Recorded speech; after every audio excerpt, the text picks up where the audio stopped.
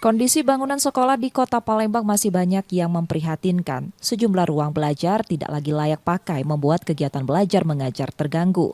Pemerintah Kota Palembang menetapkan perbaikan sekolah sebagai salah satu prioritas agar proses pembelajaran berjalan aman dan nyaman.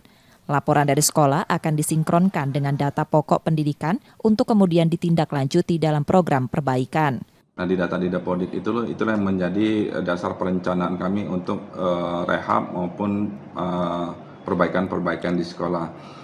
Untuk di tahun ini beberapa sekolah SMP maupun SD sudah kita perbaiki dan yang belum akan kita anggarkan di tahun berikutnya.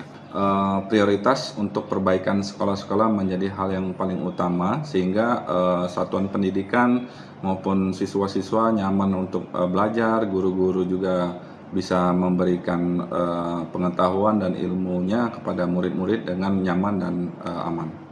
Tahun ini anggaran dari APBD dan APBN telah dialokasikan untuk memperbaiki sejumlah sekolah. Rinciannya, 1 taman kanak-kanak dalam kondisi rusak berat, 12 SD rusak berat, dan 2 rusak ringan, serta 10 SMP rusak berat dan 3 SMP rusak ringan.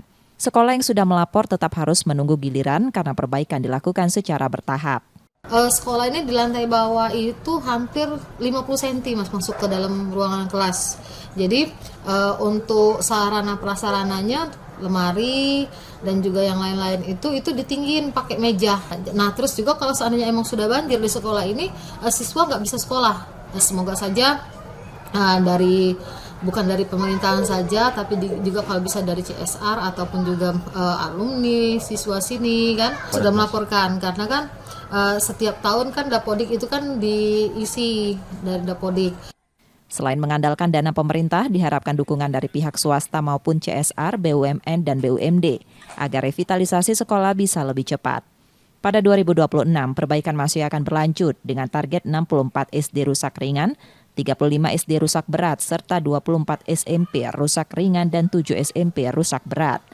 Muhammad Reza Pahlevi, Kompas TV, Palembang, Sumatera Selatan.